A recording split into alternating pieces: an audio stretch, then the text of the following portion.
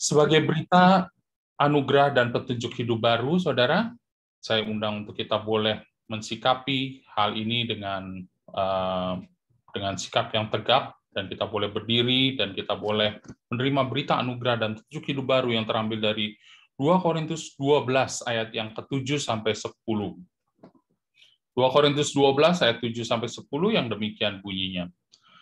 Dan supaya aku jangan meninggikan diri karena pernyataan-pernyataan yang luar biasa itu, maka aku diberi suatu duri di dalam dagingku, yaitu seorang utusan iblis untuk mengocoh aku, supaya aku jangan meninggikan diri.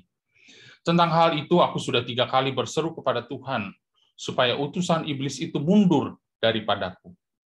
Tetapi jawab Tuhan kepadaku, cukuplah kasih karuniaku bagimu, sebab justru dalam kelemahanlah kuasaku menjadi sempurna. Sebab itu, terlebih suka aku bermegah atas kelemahanku, supaya Kristus turun menaungi aku. Karena itu, aku senang dan rela di dalam kelemahan, di dalam siksaan, di dalam kesukaran, di dalam penganiayaan dan kesesakan oleh karena Kristus. Sebab, jika aku lemah, maka aku kuat. Bible reading hari ini akan dibawakan oleh Saudara Dodi yang terambil dari Ibrani 11 ayat yang ke-32 sampai ke-34. Dodi akan membacakan buat kita semua. Pembacaan Alkitab pada pagi hari ini diambil dari surat Ibrani pasal 11 ayat 32 sampai 34. Dan apakah lagi yang harus aku sebut? Sebab aku akan kekurangan waktu apabila aku hendak menceritakan tentang Gideon, Barak, Simson, Yefta, Daud, dan Samuel, dan para nabi, yang karena iman telah menaklukkan kerajaan-kerajaan, mengamalkan kebenaran, memperoleh apa yang dijanjikan, menutup mulut singa-singa, memadamkan api yang dahsyat. Mereka telah luput dari mata pedang, telah beroleh kekuatan dalam kelemahan, telah menjadi kuat dalam peperangan, dan telah memukul mundur pasukan-pasukan tentara asing. Demikianlah firman Tuhan. Tuhan memberkati firman-Nya. Terima kasih, Saudara Dodi. Saudara, mungkin banyak di antara kita yang dalam kehidupan ini benar-benar merasakan penyertaan Tuhan dalam kehidupan kita yang paling rendah, bahkan pada saat kita tidak berdaya. Atau bahkan mungkin saat ini kita sedang mengalaminya. Jalan Tuhan bukan jalan kita. Nantikan, Tuhan berkarya indah pada waktunya. Mari saudara, kita persiapkan hati dan pikiran kita untuk mendengar, menggali firman Tuhan, dan mencari pimpinannya dalam menghadapi kehidupan ini.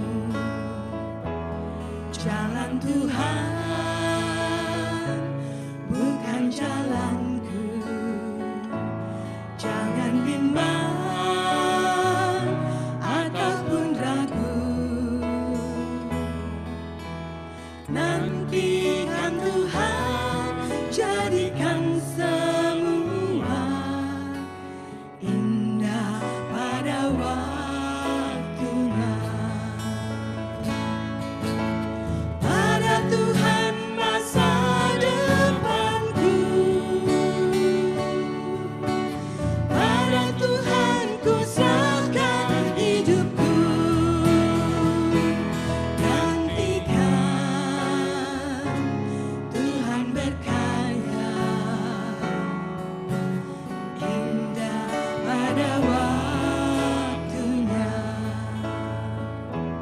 Jalan Tuhan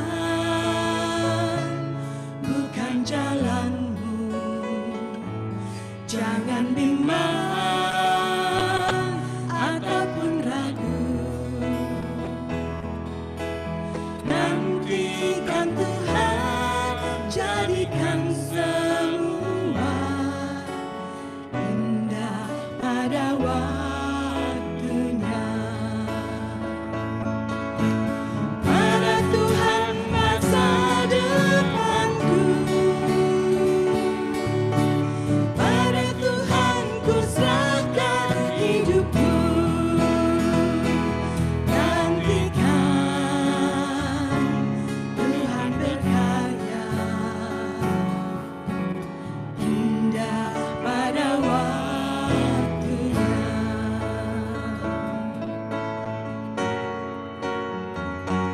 Hari esok tiada ku tahu, namun tetap langkahku maju.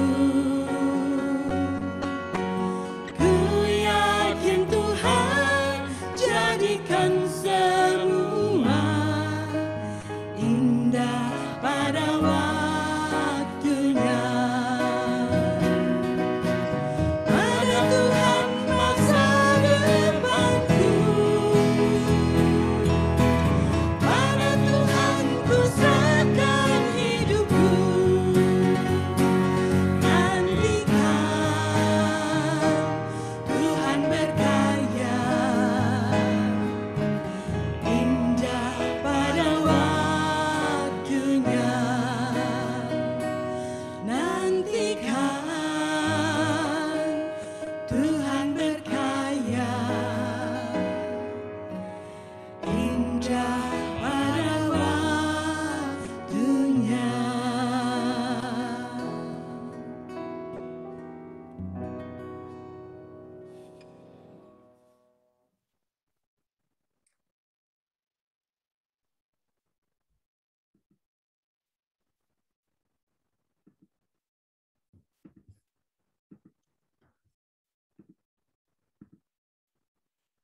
Ya, Bapak Ibu sekalian, saya bersyukur hari ini saya boleh bersama-sama jemaat semua di sini, jemaat ARC di Sydney. Saya boleh melayani Tuhan dan saya berharap firman Tuhan yang akan saya sharingkan boleh menjadi kekuatan bagi kita semua, khususnya di saat-saat yang tidak mudah seperti hari ini. Saya berharap suara saya cukup jelas, dan karena itu mari kita berdoa lebih dahulu. Bapa di surga, kami sekarang siap untuk masuk dalam firman-Mu.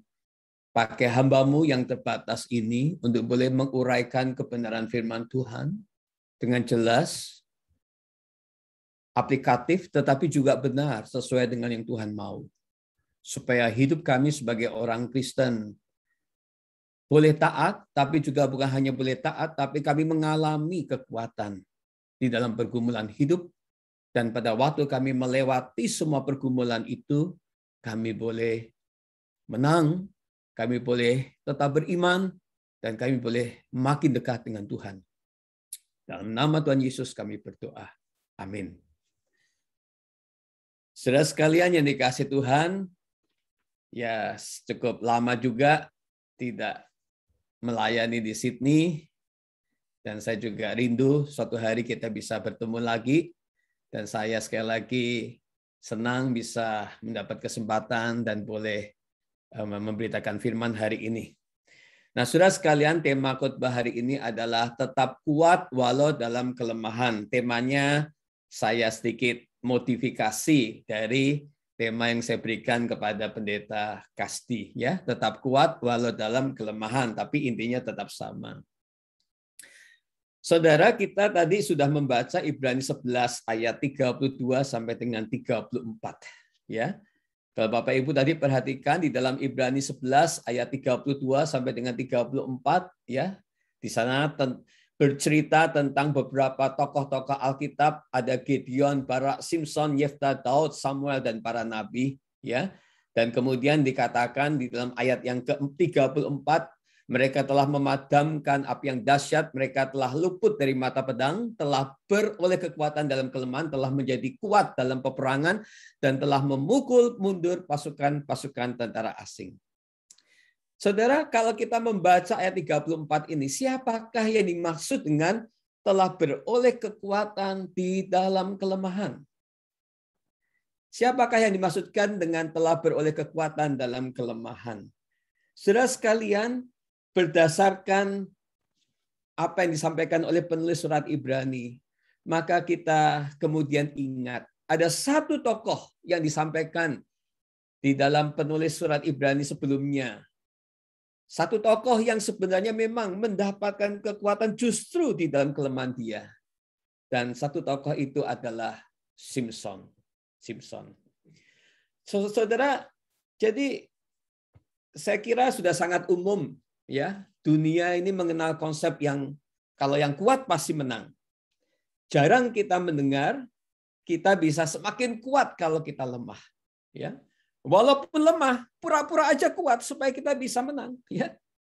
Bahkan ada orang bilang, walaupun miskin pura-pura aja jadi orang kaya supaya dipercaya untuk pinjam uang di bank misalnya begitu. Tetapi dengan mudah kita dapat menemukan, saudara sekalian, konsep ya semakin kuat di dalam kelemahan di dalam firman Tuhan. Mungkin dunia tidak mengenal konsep ini, tetapi di dalam Alkitab konsep itu ada di mana-mana. Karena itu marilah kita belajar dari kehidupan Simson. Walaupun kehidupannya di hadapan Tuhan begitu kacau, tapi justru ia mendapat kekuatan, mendapat anugerah Tuhan di dalam kehidupannya yang kacau itu. Dan Allah mengizinkan dia menjadi hakim-hakim yang menyelamatkan Israel. Sebagai dasar, saudara sekalian, saya ingin mengajak kita ingat sedikit kisah Simson, saudara sekalian. Di dalam Hakim-Hakim 16 ayat yang ke-28, ini kisah terakhir kehidupan Simson, saya bacakan supaya kita ingat sedikit, walaupun banyak dari kita yang pasti sudah begitu hafal kisah Simson. Di sana dikatakan, berserulah Simson kepada Tuhan, katanya, ya Tuhan Allah, kiranya kepadaku, ingatlah kiranya kepadaku dan buatlah aku kuat sekali ini saja, ya Allah, supaya dengan satu pembalasan juga kubalaskan kedua mataku itu kepada orang Filistin. Kemudian Simson merangkul kedua tiang yang paling tengah, penyangga rumah itu lalu bertopang kepada tiang yang satu dengan tangan kanan dan kepada tiang lain dengan tangan kirinya. Berkatalah Simson, biarlah kiranya aku mati bersama-sama orang-orang Filistin ini. Lalu membungkuklah ia sekuat-kuatnya. Maka rubuhlah rumah itu menimpa raja-raja kota itu dan seluruh orang banyak yang ada di dalamnya. Yang mati dibunuhnya pada waktu matinya itu lebih banyak daripada yang dibunuhnya pada waktu hidupnya. Sesudah itu datanglah ke sana saudara-saudaranya dan seluruh keluarganya. Mereka mengangkat dia dan membawanya dia dari sana. Lalu menguburkannya di antara Sora dan Istayol di dalam kubur Manoah ayahnya. Dia memerintah sebagai hakim atas orang Israel 20 tahun lamanya. Saudara sekalian, bagaimana Simson bisa mendapatkan kekuatan di dalam kelemahan hidup? Kita tahu hidupnya begitu kacau. Kehidupan rohaninya itu seperti jatuh bangun. Pengalaman hidupnya itu betul-betul mengerikan, saudara sekalian. Sampai terakhir dia membuka rahasia kekuatannya kepada Delila dan akhirnya dia dicukur rambutnya habis dan akhirnya kekuatannya lenyap.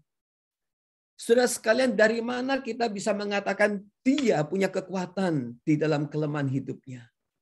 Atau bagaimana dia bisa makin kuat di dalam kelemahan? Saudara, hari-hari ini sudah cukup lama kita ada dalam suasana lockdown, ya. Apalagi teman-teman kita di Melbourne, ya. Saudara sekalian, kalau kita lockdown di Melbourne selesai September tanggal 23, maka kita kira-kira ada 302 hari lockdown, saudara sekalian. Jadi dari tahun 2000 sampai 2020-2021, kira-kira 302 hari kita ada dalam suasana lockdown. Saudara, bagaimana kita tidak menjadi lemah? Saudara, ketika kita lihat usaha kita menjadi makin hari makin terpuruk, bagaimana kita tidak menjadi lemah? Kalau kita lihat kesehatan kita makin hari makin berat, saudara sekalian. Bagaimana kita tidak menjadi lemah, saudara sekalian? Nah, hari ini saya ingin memberikan kepada saudara beberapa kunci. Mengapa Simpson di dalam kelemahan justru dia mendapatkan kekuatan. Kekuatannya semakin kuat. Yang pertama, saudara sekalian, jikalau kita mau hanya memandang Allah saja. Jikalau kita hanya memandang kepada Allah saja. Saudara, ada yang menyebut dosa Simpson adalah dosa mata. Apa maksudnya? Ya, karena memang seringkali Simpson menggunakan matanya, saudara sekalian, bukan untuk memandang kepada Allah. Melainkan justru dia menggunakan matanya untuk memandang keindahan dunia. Memandang dunia dengan segala daya tariknya. Nah, misalnya ketika dia ada di Timnah. Ia melihat gadis Timnah. Lalu di dalam Hakim-Hakim 14 ayat 3 dikatakan gadis itu memuaskan matanya. Gadis itu menyenangkan matanya di dalam Hakim-Hakim 14 ayat 7. Dan itu sebabnya dia memaksa orang tuanya untuk mengambil Timnah menjadi istrinya. Walaupun Timnah bukan orang Israel. Saudara, itu adalah contoh keadaan seluruh Israel pada zaman Simpson. Bahwa seluruh Israel itu melakukan apa yang benar menurut pandangan matanya sendiri. Di dalam Hakim-Hakim 17 ayat 6. Bahkan kesimpulan itu diperkuat ketika penulis Hakim-Hakim ini menutup kitab Hakim-Hakim dalam Hakim-Hakim 21 ayat 25 dikatakan. Pada zaman itu tidak ada raja di antara orang Israel. Setiap orang berbuat apa yang benar menurut pandangannya sendiri. Saudara sekalian, jadi Simpson yang memakai matanya untuk berdosa itu hanya merupakan contoh dari keadaan Israel yang menggunakan matanya, yang melihat hidup ini hanya dari sudut pandangan matanya. Apa yang dianggap menyenangkan mata, membuat mata itu menjadi begitu, bersukacita, apa yang menyenangkan di dalam pandangan matanya, itulah yang dilakukan orang Israel. Dan saya takut saudara sekalian, hari-hari ini juga banyak dari kita yang mengukur kehidupan kita berdasarkan apa yang kita lihat. Nah, saudara sekalian, tapi bagaimana dengan akhir kehidupan Simpson? Ketika matanya sudah buta, karena rahasianya dibocorkan, dia ditangkap, dia diikat, saudara sekalian, rambutnya digunduli, dia tidak punya lagi kekuatan. Akhirnya orang Filistin membutakan matanya. Dalam kondisi dia buta, saudara sekalian, dia mau lihat apa? Dia tidak bisa melihat apa-apa, saudara sekalian, kecuali dia mungkin hanya bisa memandang ke atas, memandang secara iman, saudara sekalian.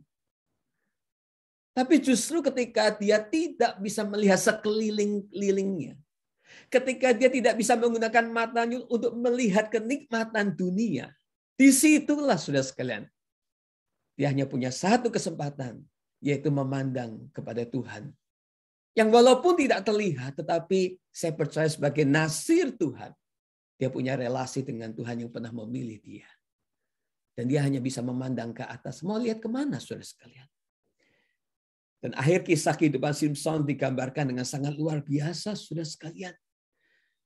Dengan dia melihat ke atas kepada Tuhan, karena dia tidak bisa melihat ke kanan ke kiri, justru akhir kehidupan Simpson digambarkan dengan sangat dahsyat. Pada saat itu di bawah kuil Dagon, saudara sekalian, dia disuruh naik ke atas untuk menari. Dipikir dia adalah seorang badut, saudara sekalian.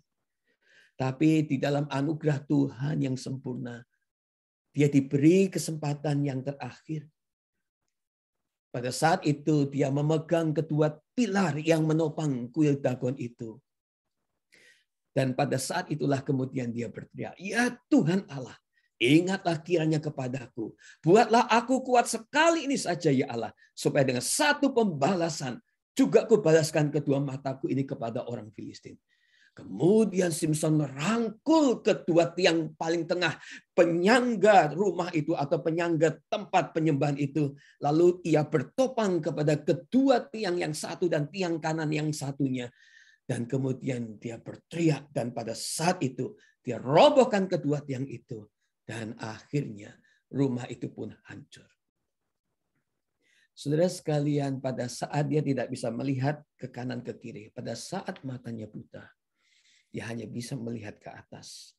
Dan dari sanalah datang pertolongan. Saudara sekalian, pemazmur dalam perjalanan ziarah di tengah padang gurun yang penuh dengan kesulitan. Saudara tahu, berjalan di tengah padang gurun tentu tidak mudah. Ya, banyak kesulitan, banyak binatang buas, siang menjadi begitu panas dan malam begitu dingin. Saudara sekalian, banyak penyamun, saudara sekalian. Pada saat dia berjalan itu, saudara sekalian, dia melihat ke atas. Dia bertanya kepada Tuhan, dari mana akan datang pertolonganku? Lalu kemudian pemazmur seperti mendapat pengertian dari Tuhan. Pertolonganku adalah dari Tuhan yang menjadikan langit dan bumi. Aku melayangkan mataku ke gunung-gunung. Dari mana datang pertolonganku? Justru ketika dia memandang ke atas ke gunung-gunung itu, disitulah pertolongan Tuhan datang. Mazmur 121 ayat 1. Saudara sekalian, suatu kali ada anak, bapak dan anak yang sedang mengemudi memasuki daerah regional area, dan mereka melewati sebuah tempat perkebunan buah semangka di pinggir jalan tol, saudara sekalian. Lalu kemudian ayahnya berkata kepada anaknya, ini semangkanya bagus-bagus, ayo kita berhenti, ayo kita ambil satu saja, pasti orangnya tidak tahu. Kemudian mereka berhenti, dan si ayahnya berkata, ayo kamu coba lihat semua ke kanan, ke kiri, ke muka belakang, lihat ke sana, ke kiri. Ada orang tidak? Apakah ada orang yang datang atau tidak? Saudara, anaknya itu dengan bijaksana berkata, but daddy, should not we look up to? Ayah, bukankah kita juga harus lihat ke atas? Ya, kita bisa lihat kanan kiri, tidak ada orang, tapi ada Tuhan yang melihat kita. Saudara sekalian, kadang kalau cerita ini diaplikasikan dalam hidup kita, kita ini suka melihat ke sana, ke kanan, ke kiri, kesulitan hidup kita, kesulitan hidup orang lain. Kita sibuk dengan memikirkan keadaan diri kita bandingkan hidup kita dengan orang lain. Kita lihat kanan, lihat kiri, kita bandingkan hidup kita dengan orang lain. Kita lupa lihat ke atas. Di sanalah pertolongan kita akan datang, saudara sekalian. The outlook, dikatakan, will improve your outlook.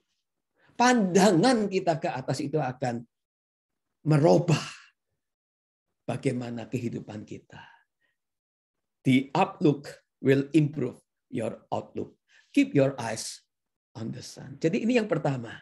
Saudara sekalian, kekuatan kita mendapatkan kekuatan di dalam kelemahan. Kita semakin kuat dalam kelemahan jikalau kita hanya mau memandang kepada Allah saja. Yang kedua, saudara sekalian, yang kedua, jikalau kita tahu setia kepada tujuan hidup di hadapan Allah. Jikalau kita tahu dan setia akan tujuan hidup kita di hadapan Allah. Saudara, di dalam perkataan Simpson terakhir kalinya, ketika dia melihat bagaimana akhirnya dia bisa menemukan tujuan hidupnya kembali, yaitu dia dipanggil sebagai Nasir Allah, sebagai hakim Tuhan. Saudara sekalian, Simpson menyadari sejak dia lahir bagaimana, saudara sekalian, Tuhan telah menentukan dia menjadi Nasir Tuhan. Simpson itu lahir ketika bangsa Israel melakukan apa yang jahat di mata Tuhan. Mereka menjadi bangsa yang begitu keras melawan Tuhan. Sehingga akhirnya mereka menjadi budak, menjadi tawanan bangsa Filistin selama 40 tahun lamanya. Hakim-Hakim 13 ayat 1. Dan di dalam masa yang panjang itu, lahirlah Simpson. Saudara, di dalam Hakim-Hakim 13 sudah dikisahkan bagaimana kelahiran Simpson. Simpson itu diberikan Tuhan kepada Manoah dan istrinya, karena istri Manoah pada waktu itu mandul. Jadi walaupun istri Manoah mandul, Allah menitipkan bayi di dalam kandungan itu untuk dilahirkan, dibesarkan, tetapi juga untuk kemudian menjadi Nasir Allah. Saudara, kisah ini mirip-mirip ya bagaimana Maria sebagai seorang perawan Maria dititipkan bayi Yesus supaya dikandung, dilahirkan dibesarkan. Tetapi akhirnya Yesus menyelamatkan saudara dan saya. Saudara sekalian, jadi tujuan kelahiran Simson ke dalam dunia begitu jelas. Bahwa dia dilahirkan untuk menjadi nasir Allah. Dan Manoah ayahnya juga sadar itulah memang tujuan hidup daripada Simson. Maka ketika Manoah tahu bahwa istrinya akan mengandung, jadi ketika dia berjumpa dengan malaikat, maka yang dia minta adalah begini. Kiranya Allah mengajar kami apa yang harus kami perbuat kepada anak yang akan lahir itu. Jadi Manoah sendiri sadar bahwa ini adalah akan menjadi nasir Allah. Dan Manoah minta kepada Tuhan supaya Tuhan mengajar dia bagaimana mendidik Simson menjadi nasir Allah. Jadi Simson sejak kecil sudah belajar menjadi nasir Allah, menjadi hakim-hakim orang Israel. Jadi saya percaya saudara sekalian sejak kecil Simson sudah diajar dan diberitahu akan tujuan kehidupannya di dalam dunia ini. Bahkan di dalam percakapannya dengan Delilah pun Simson sadar akan tujuan hidupnya. Di dalam Hakim-Hakim 16 ayat 17, saudara sekalian, ketika perempuan itu berhari-hari merengek-rengek kepadanya dan terus mendesak-desak dia, ia tidak dapat lagi menahan hatinya sehingga ia mau mati rasanya. Tetapi kata Simson, maka diceritakannya kepadanya segala isi hatinya, katanya, kepalaku tidak pernah kena pisau cukur, sebab sejak dari kandungan ibuku, aku ini seorang nasir Allah. Simson tahu dia adalah seorang nasir Allah. Tapi saudara sekalian, di dalam keberdosaannya sebagai manusia, Simson terbuai oleh kenikmatan mata dan akhirnya menyerahkan diri kepada Delilah. Dan setelah itu Simson berada di titik yang paling bawah dalam kehidupannya. Dia dibawa ke Gaza, saudara sekalian, dibelenggu kakinya, dirantai dengan rantai tembaga, dan pekerjaannya sehari-hari adalah menggiling gandum pada penggilingan, saudara sekalian. Di dalam kondisi dia terpuruk pada saat itulah dia sadar akan tujuan hidupnya. Itulah sebabnya yang dia minta pada detik terakhir adalah, Tuhan, beri aku kekuatan sekali ini saja untuk mengalahkan bangsa Filistin. Saudara sekalian, dan Tuhan, Allah yang penuh anugerah itu, memang memberi kesempatan kedua untuk menggenapi panggilan bagi Simson. Sehingga kemudian ketika dia berhasil merobohkan tempat di mana orang Filistin merayakan pesta-pesta itu, saudara sekalian, dalam Hakim-Hakim 16 ayat 30 dikatakan yang mati dibunuhnya pada waktu matinya lebih banyak daripada yang dibunuh pada waktu hidupnya. Saudara, anugerah Tuhan, belas kasihan Tuhan, pengampunan Tuhan yang memberi kesempatan kedua kepada Simson untuk menggenapi tujuan hidupnya tidak berhenti sampai di sana saja. Di dalam Hakim-Hakim 16 ayat 31 dijelaskan kembali bagaimana Simson itu memerintah sebagai hakim atas orang Israel selama 20 tahun lamanya. Dan saudara sekalian, kisah kehidupan Simson kemudian dicatat dengan tinta emas, di mana di dalam Hakim-Hakim 16 ayat yang ke-31 bagian C dikatakan dia memerintah sebagai hakim atas orang Israel 20 tahun lamanya lalu dikuburkan. Saudara sekalian, istilah kata ketika kita membaca ayat 31 ini, tugasnya sudah selesai. Dia menjadi hakim-hakim orang Israel selama 20 tahun. Dia membunuh orang Filistin lebih banyak daripada waktu dia hidup. Dia mati. Dia dikuburkan. Finish. Saudara sekalian, Simson is a God servant at the end as he was at the beginning. Simson adalah hamba Tuhan pada akhir kehidupannya sebagaimana pada waktu dia memulai hidupnya. Betapa indahnya, saudara sekalian, jikalau kita bisa memulai dengan baik dan bisa mengakhiri dengan baik. Dan disitulah kita diperlukan determinasi. Dan saudara sekalian, Simson bisa menyelesaikannya. Simson bisa mendapat kekuatan di dalam kelemahan hidup yang penuh dengan dosa itu karena dia tahu tujuan hidupnya adalah hidup bagi Tuhan. Saudara sekalian, pada malam ketika Yesus berdoa di Taman Getsemani, sebagai manusia yang sempurna, Dia mengalami pergumulan yang luar biasa. Dia melihat salib di depan matanya. Dia melihat mahkota duri yang harus dikenakan kepada kepalanya. Di dalam pergumulan melihat murka Allah yang akan dicurahkan untuk dosa manusia itulah. Dalam kegentaran itu, dia berdoa kepada Bapa di surga. Bapa, jikalau boleh cawan ini lalu, tapi bukanlah kehendakku, melainkan kehendak-Mu yang jadi. Sudah sekalian, Yesus melihat bagaimana cawan murka Allah akan dicurahkan untuk dosa-dosa manusia, kecuali dia datang kepada Golgota dan menerima cawan murka Allah itu, ditumpahkan atas dirinya, baru kemudian manusia yang percaya kepadanya bisa selamat. Dan itu tidak mudah. Hatinya gemetar, gentar melihat cawan murka Allah itu. Di dalam kegentaran itu, penulis surat Lukas berkata, ia sangat ketakutan. Peluhnya menjadi titik-titik darah yang bertetesan ke tanah.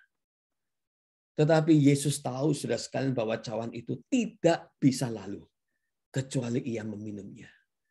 Maka disitulah Yesus berdoa dengan sungguh-sungguh. Dan dikatakan maka malaikat datang memberi kekuatan kepadanya. Yesus berdoa dengan sungguh-sungguh. Di dalam kelemahan dia berdoa sungguh-sungguh. Tapi dia tahu tanpa menuju Golgota tidak ada anugerah keselamatan bagi saudara dan saya. Maka disitulah Yesus mendapat kekuatannya kembali untuk tetap berjalan sampai ke Golgota. Tentu Yesus tidak seperti Simson yang kembali sadar akan tujuan hidup setelah berdosa. Tuhan dari awal tahu dia datang untuk mati bagi saudara dan saya. Di dalam kesempurnaannya sebagai manusia, Yesus menyelesaikan tugasnya. Itu sebabnya di atas Golgota dia bisa berkata, sudah genap.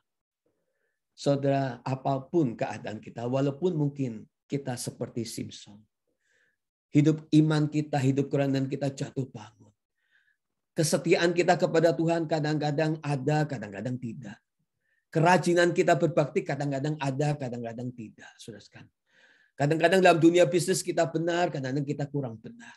Tapi sudah sekalian, jika kita tahu tujuan hidup kita, bahwa kita diselamatkan untuk memuliakan Tuhan, maka walaupun dalam keadaan hidup yang paling lemah sekalipun, sudah sekalian, kita pasti akan minta kepada Tuhan, beri aku kekuatan.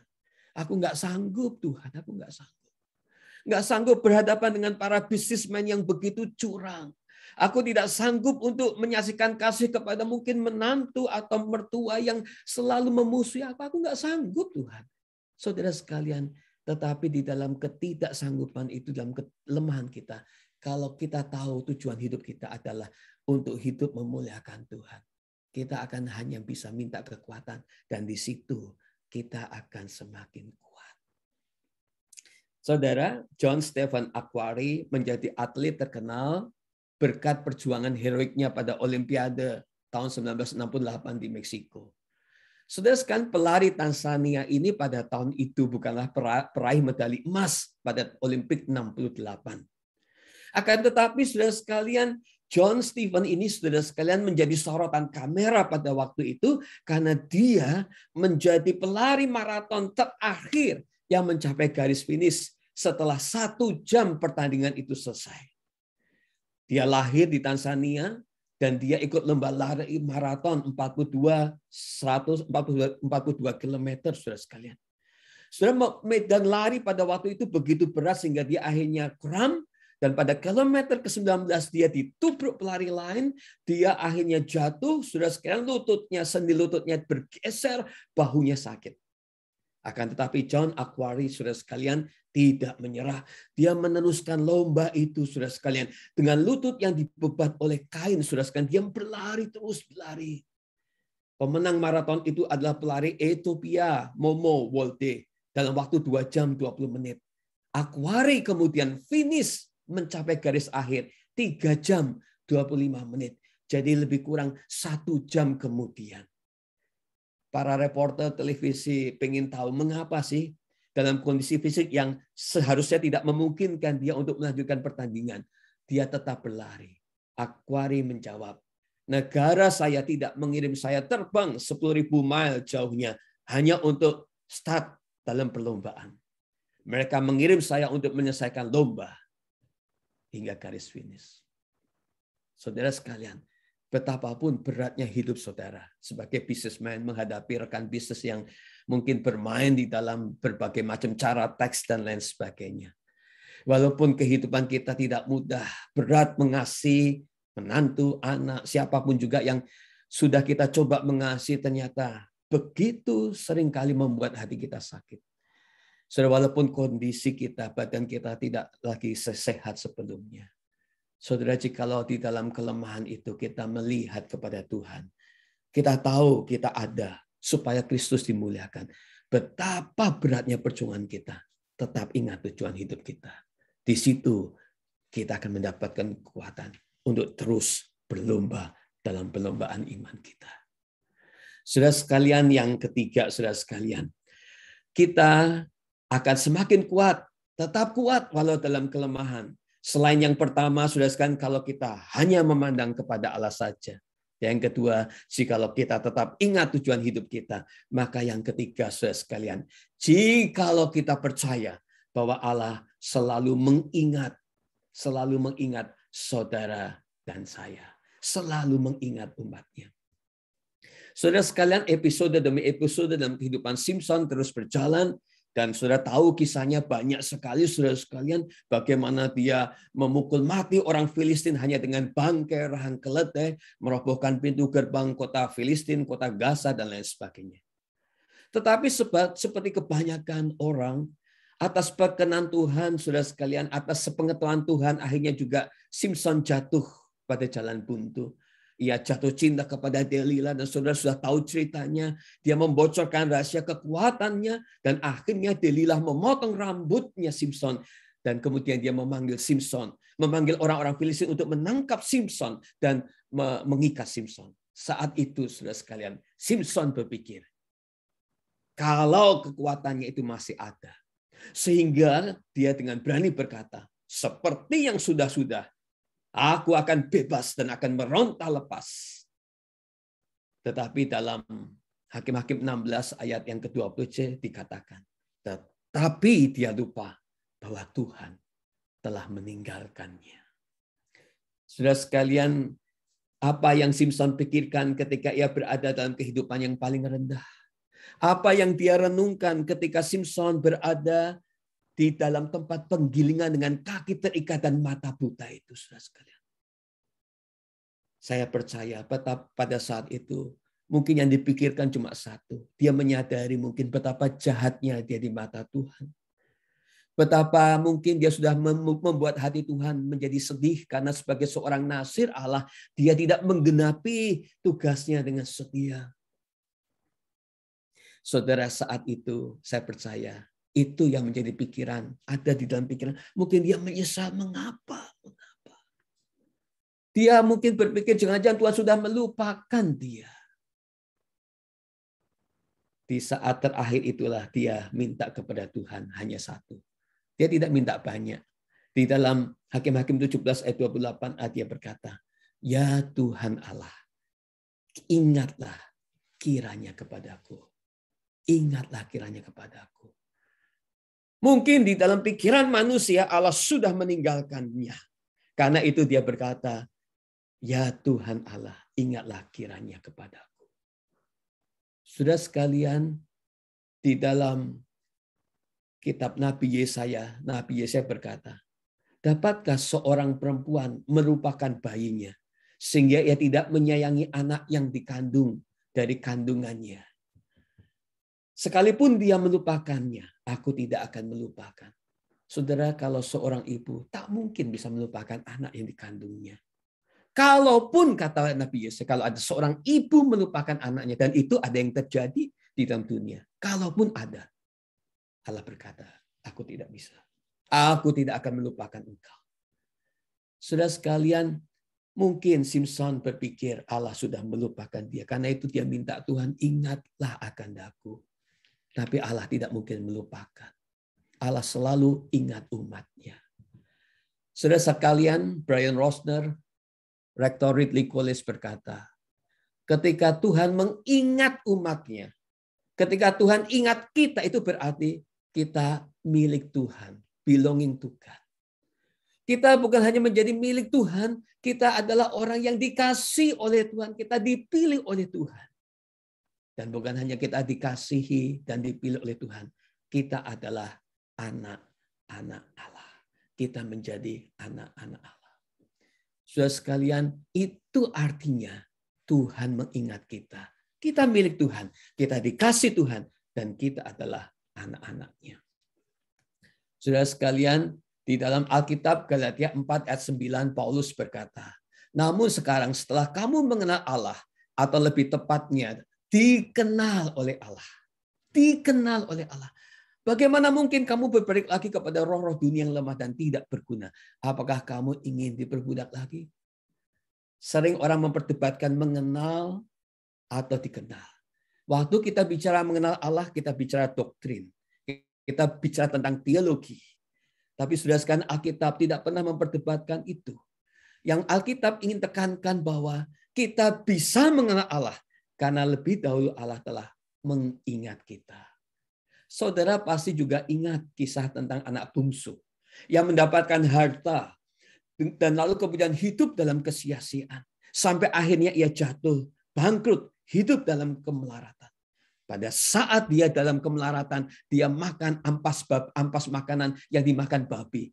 Pada saat itulah dikatakan oleh Alkitab, dia ingat orang-orang di rumah bapaknya mendapatkan kehidupan yang lebih normal daripada dia. Karena itu dia berkata kepada dirinya, lebih baik aku kembali. Dia ingat keadaan pegawai di rumah ayahnya. Dan itu membuat dia kembali. Tapi saudara sekalian, kisah itu menjadi lebih indah. Karena apa? Yang memungkinkan kemudian dia berani kembali. Karena bukan hanya dia ingat keadaan seorang pegawai-pegawai di rumah ayahnya. Tetapi saudara ingat, pada waktu dia masih jauh, ayahnya sudah berlari menjemput dia. Ayahnya ingat dia. Ayahnya ingat dia selalu. Karena itu ayahnya menerima anak ini dan memberikan dia posisi seperti sedia kala. Bapaknya sudah sekalian mengingat dia. Itulah saya kira yang menjadi juga dorongan kepada dia untuk mau kembali kepada Bapa. Saudara sekalian, kita tahu sekali ya. John Piper pernah berkata begini, ya. Deeper than knowing God is being known by God. What defines us as a Christian is not most profoundly that we have come to know Him, but that He took note of us and made His own. Saudara sekalian, yang paling dalam dari mengenal Allah bukan siapakah Allah itu, bagaimana Dia, karyanya, Allah El Shaddai, Allah Jehovah Jireh. Tapi yang paling dalam dari mengenal Tuhan adalah kita tahu bahwa kita sudah dikenal oleh Allah. Dan karena kita dikenal oleh Allah, itu akan mendefine, akan menentukan bagaimana kita hidup di dalam dunia. Karena kita ini adalah punyanya, kita diciptakan sebagai miliknya. Saudara sekalian, itu yang membuat kita dalam kelemahan sekalipun, saudara ingat satu hal, Tuhan tidak pernah melupakan kita. Sebagaimana Tuhan mengingat Simson, diberi kekuatan pada detik terakhir, maka disitulah sama seperti juga saudara dan saya. Walaupun kita lemah, Tuhan selalu mengingat kita. Saudara, kita semakin kuat di dalam kelemahan bukan karena kekuatan kita, tetapi karena kita ingat Tuhan yang tidak pernah melupakan kita. Tuhan tidak pernah melupakan saudara dan saya. Saudara mungkin ingat ya kisah ini beberapa pekan yang lalu, ya. Orang-orang mencoba meninggalkan Afghanistan dengan pesawat. Ya, saudara bisa melihat di belakang orang ini. Saudara tahu siapa dia, dokter yang ada di depan ini? Dia adalah Alberto Cairo.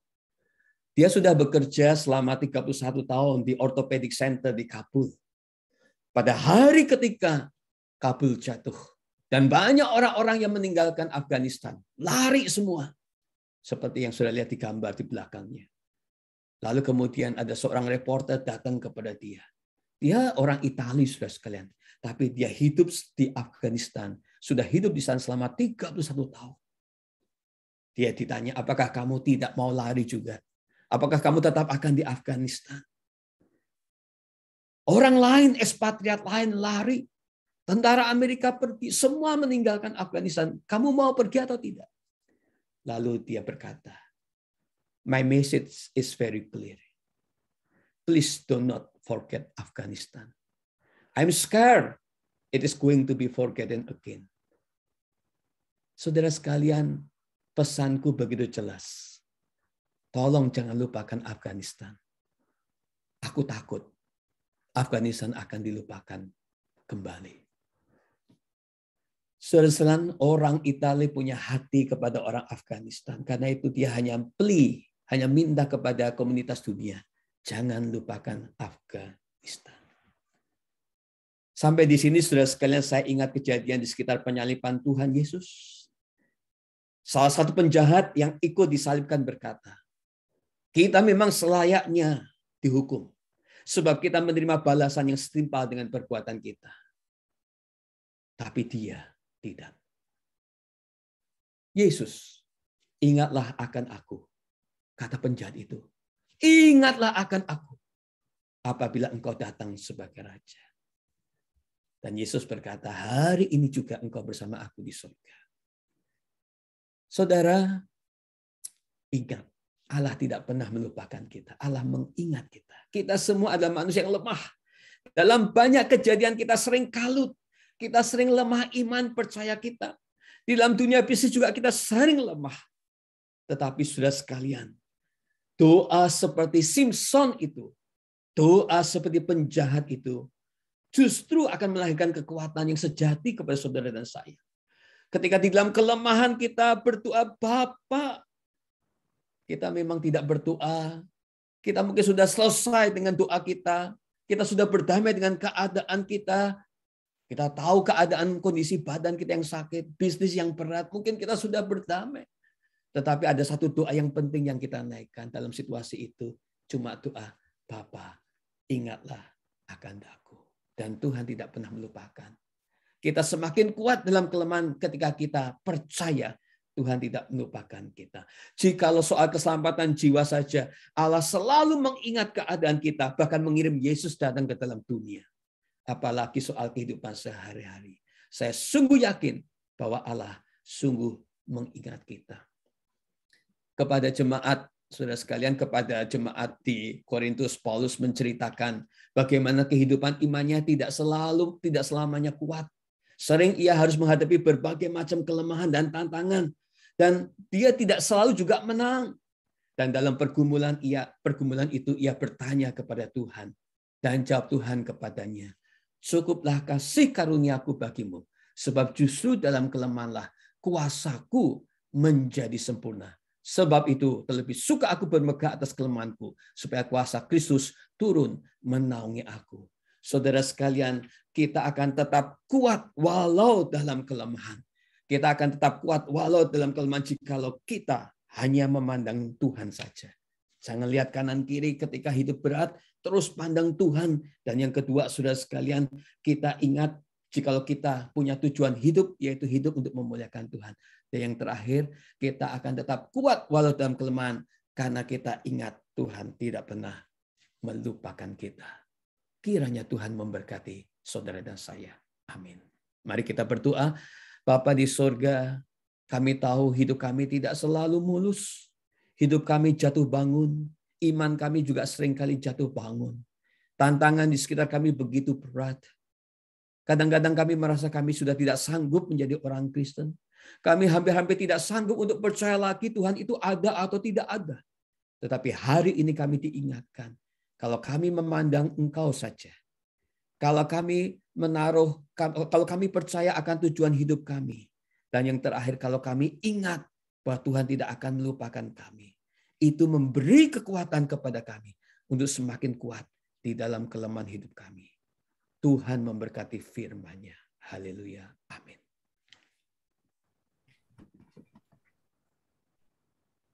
Terima kasih Pak Yonatan untuk firman-Nya. Dan mari saudara, saya undang untuk kita boleh sama-sama bangkit berdiri dan kita boleh sama-sama mengikrarkan pengakuan iman rasuli kita seturut dengan gereja segala abad dan tempat, dan hendaklah masing-masing kita mengatakan, aku percaya kepada Allah, Bapa yang Maha Kuasa, pencipta langit dan bumi, dan kepada Yesus Kristus, anaknya yang tunggal, Tuhan kita, yang dikandung dari Roh Kudus, lahir dari anak darah Maria, menderita sengsara di bawah pemerintahan Pontius Pilatus, disalibkan, mati dan dikuburkan, turun ke dalam kerajaan maut. Pada hari yang ketiga, bangkit pula dari antara orang mati, naik ke surga, duduk di sebelah kanan Allah, Bapa yang Maha Kuasa, dan dari sana ia akan datang untuk menghakimi orang yang hidup dan yang mati. Aku percaya pada Roh Kudus, gereja yang kudus dan am, persekutuan orang kudus, pengampunan dosa, kebangkitan tubuh, dan hidup yang kekal. Amin. Kita akan masuki doa syafaat, dan doa syafaat akan dibawakan oleh Brother Paulus. Silakan. Oke, ya. Mari saudara-saudara, kita akan masuk dalam doa syafaat. Ada dua pokok yang akan kita doakan. Pertama adalah situasi di Afghanistan, dan seperti yang kita dengar tadi di khotbah, dan juga yang kedua adalah situasi di Australia, negara kita. Mari kita sama-sama tundukkan kepala kita berdoa. Allah Bapa yang di surga, kami mengucap syukur padamu bahwa kami diberi kesempatan untuk mendengarkan firman-Mu pada hari yang indah ini. Terima kasih atas pesan-pesan-Mu untuk mengingatkan kami, Tuhan, bahwa Engkau selalu ada dalam kelemahan-kelemahan kami, dan biarlah kami belajar untuk melihat ke atas. Bukan hanya mengenal Engkau, Tuhan, tapi kami mau dikenal Engkau. Tuhan, kami teringat pada saat ini akan situasi di Afghanistan yang seperti kami dengar juga dalam khotbah tadi, Tuhan, negara yang sudah begitu lama dalam peperangan, Tuhan. Siapapun yang berkuasa pada saat selama peperangan ini, Tuhan, begitu banyak rakyat yang tidak bersalah yang menjadi korban. Tuhan, kami berdoa, Tuhan, agar Engkau tidak melupakan negara itu. Kami tidak melupakan negara itu. Biarlah kiranya tangan pimpinan-Mu tetap bekerja di situ, tetap mengasihi orang-orang di sana, ya Tuhan, karena mereka adalah juga anak-anak-Mu. Biarlah Engkau kiranya memberikan kebijakan kepada pemerintah di sana, agar mereka bisa menangani masalah dengan baik dan bisa menghadapi krisis-krisis yang sedang terjadi di sana. Tuhan, kami juga ingin berdoa buat situasi di Australia di sini, dalam situasi COVID ini, Tuhan, lockdown di mana telah begitu lama, dan rakyat di sini juga sudah merasakan kelelahan emosional juga, Tuhan. Kiranya Engkau mau memberikan kesabaran yang lebih lagi, Tuhan, kepada kami, para rakyat, agar kami bisa melewati masa-masa suram ini. Kami bersyukur bahwa jumlah kasus yang walaupun masih tetap tinggi, tapi tidak melonjak. Tuhan, kami berdoa agar ini kiranya telah memutar tren, agar kasus-kasus ini bisa makin lama makin berkurang. Dan kami juga bersyukur atas program vaksinasi yang sudah juga berjalan dengan cepat.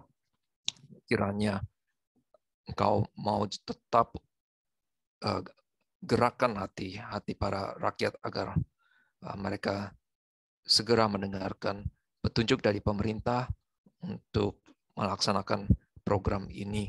Dan juga untuk pemerintah kami berdoa kiranya Engkau memberikan kebijakan, ya Tuhan, agar mereka bisa merencanakan bukan hanya pada masa ini juga, tapi juga untuk masa pembukaan nanti ya Tuhan, agar ekonomi bisa berjalan kembali, bisa recover dengan seperti semula dan bahkan lebih baik lagi. Tuhan, kami mau naikkan doa-doa kami ini hanya di dalam nama Tuhan kami Yesus Kristus yang telah mengajarkan kami berdoa. Bapa kami yang ada di surga, dikuduskanlah namamu, datanglah kerajaan-Mu, jadilah kehendak-Mu di bumi seperti di surga. Berikanlah kami pada hari ini makanan kami yang secukupnya, dan ampunilah kami akan kesalahan kami, seperti kami juga mengampuni orang yang bersalah kepada kami. Dan janganlah membawa kami ke dalam pencobaan, tetapi lepaskanlah kami daripada yang jahat, karena Engkaulah yang punya kerajaan, dan kuasa, dan kemuliaan, sampai selama-lamanya. Amin. Saudara, sebagai ungkapan syukur kita pada saat ini, kita diberikan kesempatan untuk memberikan persembahan, dan kita mau kembalikan semua itu untuk kemuliaan namanya. Nah, persembahan terambil dari Kisah Para Rasul 20 ayat yang ke-35 yang demikian bunyinya. Dalam segala sesuatu telah kuberikan contoh kepada kamu, bahwa dengan bekerja demikian kita harus membantu orang-orang yang lemah dan harus mengingat perkataan Tuhan Yesus. Sebab ia sendiri telah mengatakan, adalah lebih berbahagia memberi daripada menerima. Di layar kita bercantum bank account IRC. Kita semua tetap dihimbau untuk boleh melakukan transfer. Dan untuk Bapak Ibu yang mungkin tidak bisa melakukan transfer, boleh setiap minggu boleh menyisikannya di dalam amplop, dan nanti pada waktu kita kembali ke gedung gereja, kita boleh membawa persembahan kita. Jemaat, saat ini kita boleh mengakhiri ibadah kita, dan kita mengingat akan penyertaan Tuhan dalam hidup kita. Ketika kita mengalami masa-masa yang sulit, dan menjadikan pengalaman itu sebagai keyakinan bahwa Tuhan juga akan tetap menyertai kita di masa kini dan yang akan datang. Never once our God ever leave us on our own, because He is faithful.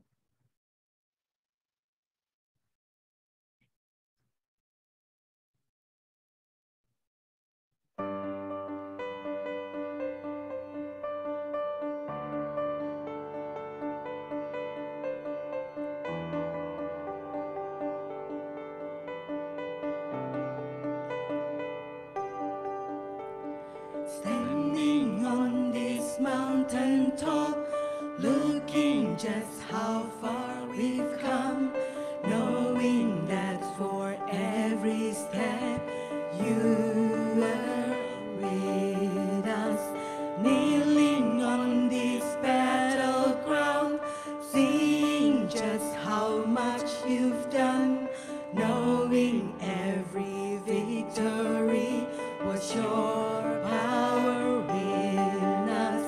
Scars and struggles on the way, but with joy our hearts can say,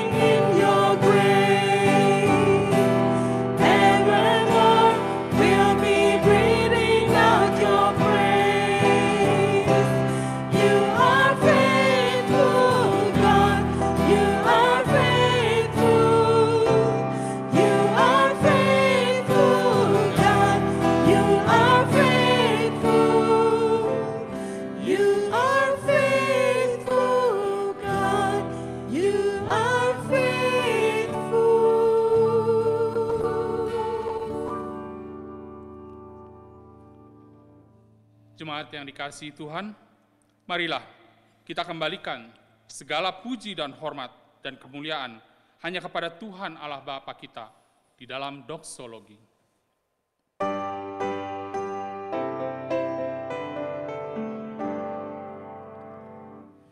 Praise God from whom all blessings flow.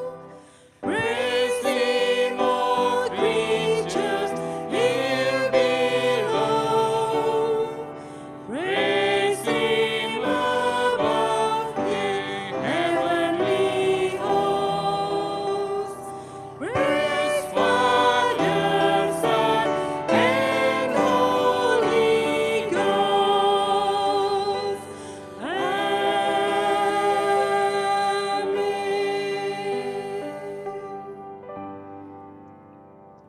Jemaat yang dikasihi Tuhan, percayalah bahwa kasih karunia Tuhan selalu cukup bagi kita. Di dalam kelemahan, kuasa Tuhan menjadi sempurna. Karena Tuhan beserta dengan kita dan berkat-Nya senantiasa berada bersama-sama dengan kita. Mari kita arahkan hati kita kepadanya dan kita menerima berkat dari Allah Tritunggal. Anugerah dari Tuhan kita, Yesus Kristus, cinta kasih dari Allah Bapa kita, persekutuan penghiburan kekuatan dari Allah Roh Kudus, beserta dengan saudara sekalian mulai hari ini sampai selama-lamanya. Amin.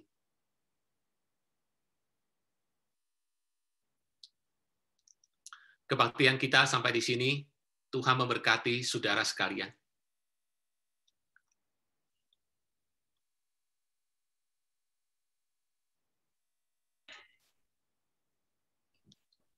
Amin.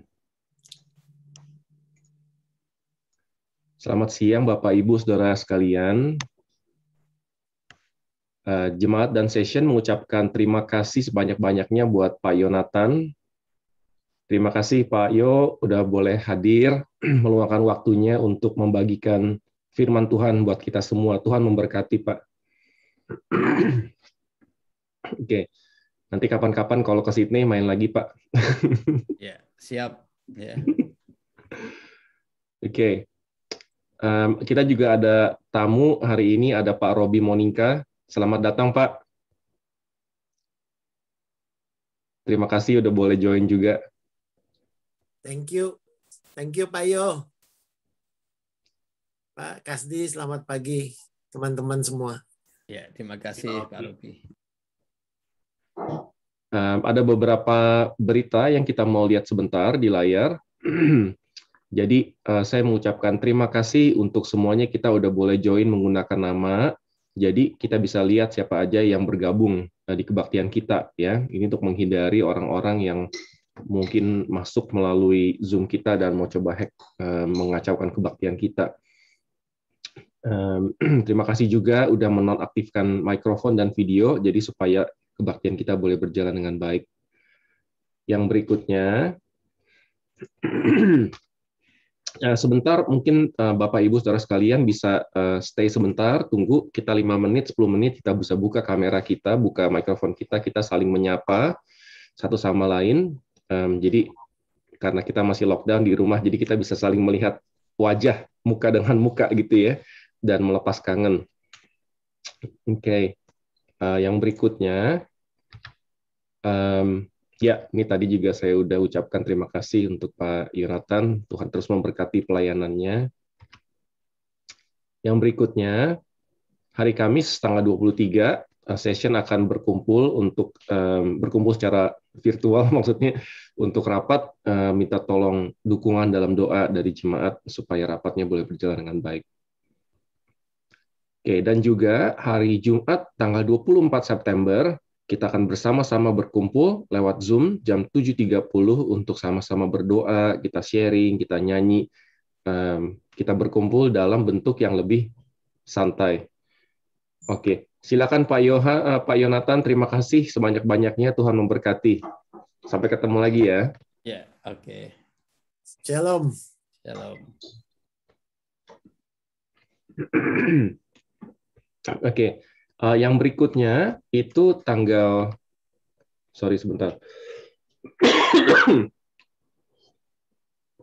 tanggal 3 Oktober. kita akan mengadakan perjamuan kudus secara online.